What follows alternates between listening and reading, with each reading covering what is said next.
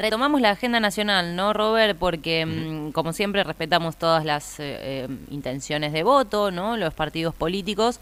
Ahora, si hay algo que nos quedaba claro con Milei es que no sobrevivía ninguna institución dedicada o a la educación pública o a la investigación, y se dieron distintas visibilizaciones en torno a esto, ¿no?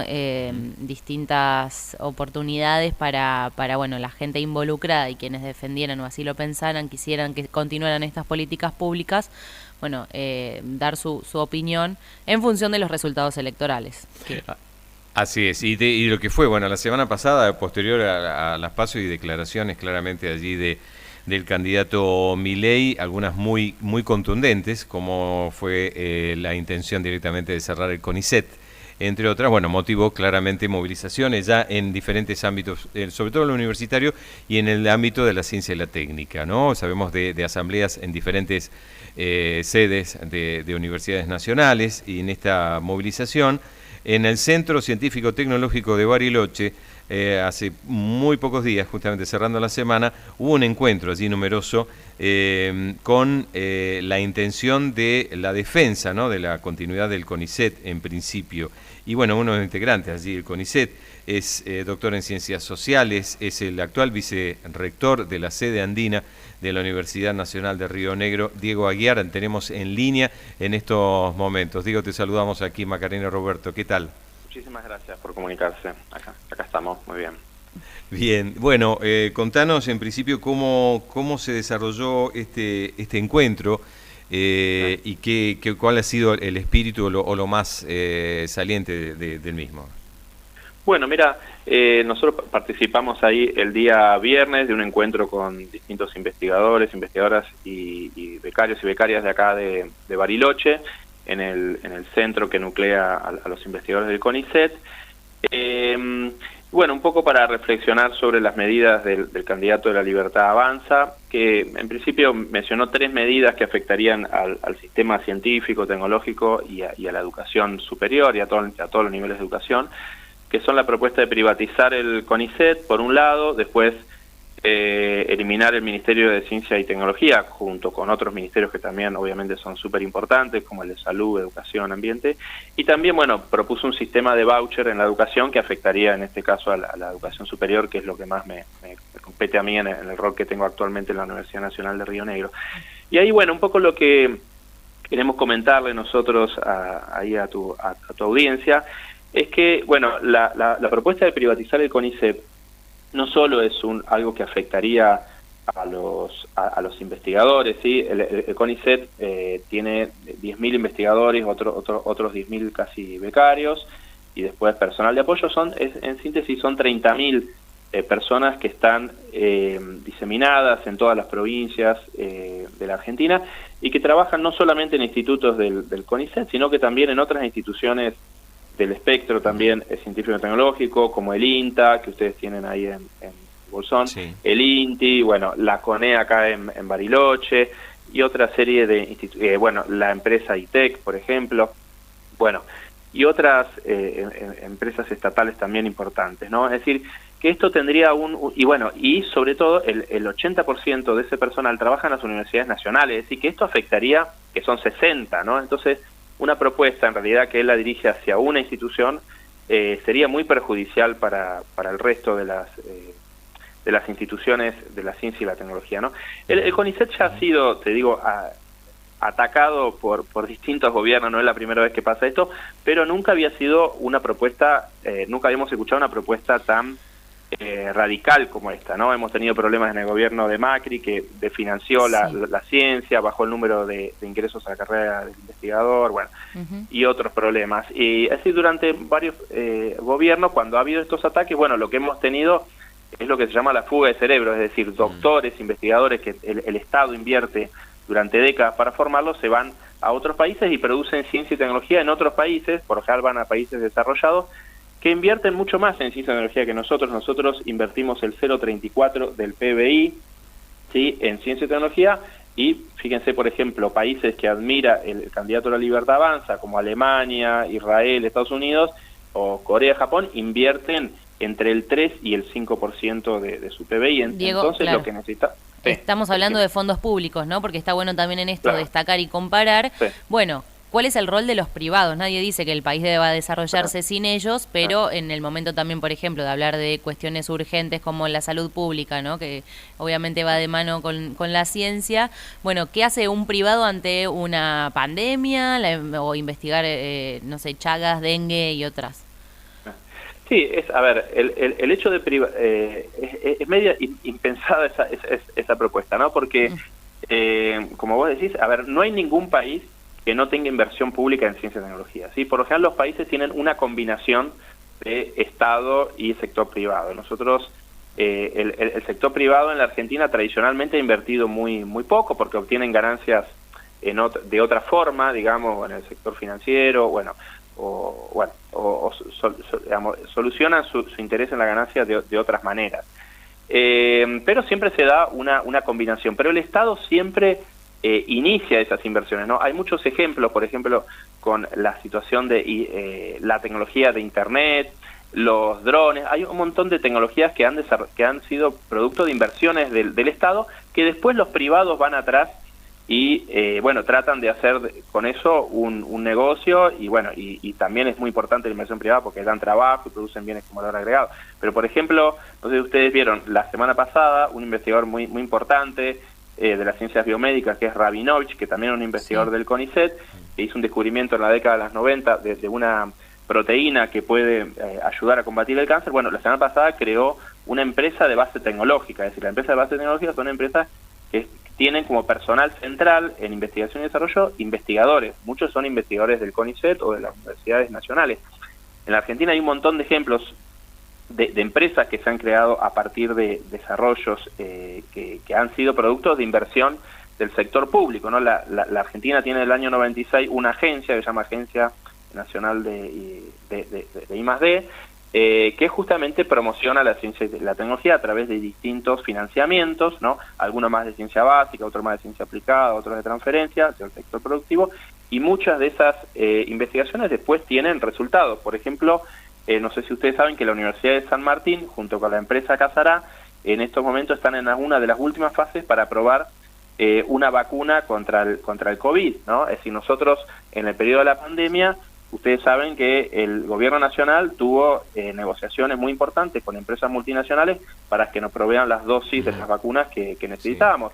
Y ahí, ahí dependíamos de los intereses de esas empresas para poder solucionar problemas que tenían que ver con la salud de nuestra población, problemas urgentes. Entonces, invertir en ciencia y tecnología a mediano y largo plazo, ¿sí?, significa tener independencia científica y tecnológica, soberanía para atender los distintos problemas, como lo hace la CONEA desde el año 1950, y gracias a eso tenemos 3 centrales nucleares que nos dan energía, o como lo hace INVAP, que ha desarrollado en las últimas 2 décadas radares, ¿no?, que también están en los aeropuertos de nuestro país y hacen que no haya problemas en el tráfico aéreo.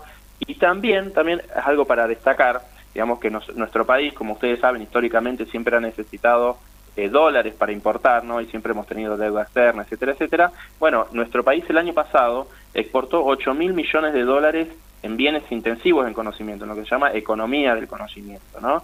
Y eso es decir, que la ciencia y la tecnología no solamente soluciona los problemas directos que tienen las personas en distintos espectros, sino que también aporta dólares al país que son muy necesarios como es de público conocimiento, ¿no? Así que los beneficios son muy importantes. Nuestro país es el único que tiene 3 premios Nobel. El CONICET es la institución más importante, más prestigiosa de toda Latinoamérica en ciencia y tecnología, en términos de cantidad de artículos, cantidad de patentes, tiene más de 1.000 patentes, y en muchas transferencias de tecnología que se han brindado al sector privado, y también las investigaciones en otros sectores que yo no mencioné, como en ciencias sociales, que también son muy importantes, que hacen que dan cuenta de la historia, de nuestra cultura, de nuestro patrimonio cultural, y que también, es decir, todos los países invierten en todas las áreas del conocimiento, porque todas se consideran necesarias para el mundo complejo en el cual nos ha tocado vivir, ¿no? Digo, ¿considerás que luego, bueno, de estos encuentros que se han ido dando ya en estos últimos días, en esta semana, ¿no? También con pronunciamiento desde la directora del CONICET a diferentes científicas y científicos a lo largo y ancho del país, también justamente de los ámbitos universitarios y terciarios, que esto ha sido se puede decir, una buena reacción ante lo que podría llegar a pasar y que puede... o que es necesario todavía bajar mucho más la información a toda la comunidad para que se sepa realmente el trabajo, digamos, de la ciencia y la tecnología aquí en el país. Sí, yo creo que hay que explicar las cosas con tranquilidad, no hay que enojarse con los votantes de La Libertad Avanza, yo creo que son, bueno, que tienen sus razones, ¿no? La gente cuando hace cosas porque tiene razones, y bueno, y hay evidentemente muchas personas disconformes con la clase política en general, con lo que ellos llaman la casta. Uh-huh. Y bueno, y eso pasa también por la situación, yo creo que centralmente la principal razón es una razón económica, es decir, hay personas que están empleadas en negro, que entonces la situación de los aumentos las perjudica mucho, otras personas que tienen empleo en blanco, pero la situación de la inflación también los afecta. Entonces, bueno, creo que hay un malestar con la clase política en general, que ellos sienten que no les soluciona sus problemas.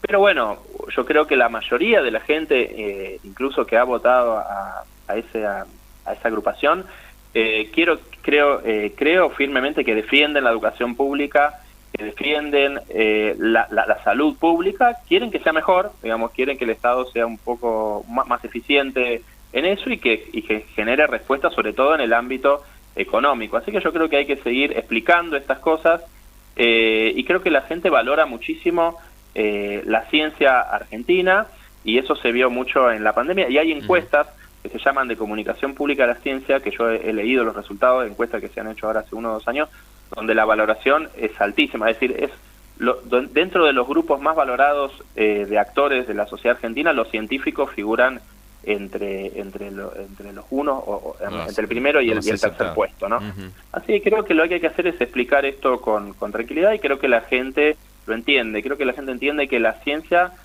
afecta de manera positiva también su vida cotidiana, ¿no? Es decir, la ciencia está en toda nuestra vida cotidiana, y los científicos argentinos, bueno, investigan sobre fenómenos que nos pasan a nosotros, ¿no? Es decir, los fenómenos que son problemas en Alemania lo investigarán los científicos y los tecnólogos de Alemania, y así en otros países, ¿no? Nosotros necesitamos ciencia que se haga acá para los problemas nuestros, ¿no? Como te decía, es decir, por ejemplo, la creación de radares propios, ¿no? Que hizo INVAP, uh-huh. Eso fue muy importante, ¿no? Porque después también los países, cuando importan, no es lo mismo importar tecnología que fabricarla en tu propio país, porque si vos la importás, después durante años dependés de empresas de otros países, por ejemplo, para que te hagan el mantenimiento. Muchas veces la ganancia de esas empresas no está a veces en el aparato, sino en que se aseguran 20, 30 años del mantenimiento de los equipos. Y lo mismo, bueno, obviamente con los satélites, ¿no? Ustedes saben que nosotros acá, a través de la empresa INVAP que tenemos en Bariloche, muy cerca donde están ustedes, hemos fabricado satélites que tienen que ver algunos con las telecomunicaciones, ¿no? Otros con brindar información sobre el territorio argentino. Esa información sirve después para los distintos actores económicos, ¿no? Para predecir el clima, para tener otra información que es importante para los distintos actores que estamos acá. Entonces todo eso va redituando en más independencia y más soberanía y en mejor calidad de vida para todos los habitantes. Es decir que, en síntesis, estas medidas que han propuesto de voucher, cerrar el ministerio, privatizar el CONICET, no es algo que solamente le preocupa a los investigadores y a las universidades, sino tiene que preocuparnos, creo, a todos los argentinos. Y bueno, entiendo que estas discusiones por ahí parezcan un poco abstractas cuando hay gente, bueno, que no llega a fin de mes y que está viendo cómo alimentar a sus familias, pero bueno, es algo que si no nos ocupamos ahora, a mediano y largo plazo van a traer mucho perjuicio para nuestro país, ¿no? Diego, muy claro todo. Te agradecemos mucho el contacto en la mañana. Muchísimas gracias a ustedes y que tengan muy buena jornada. Muchas gracias, un abrazo.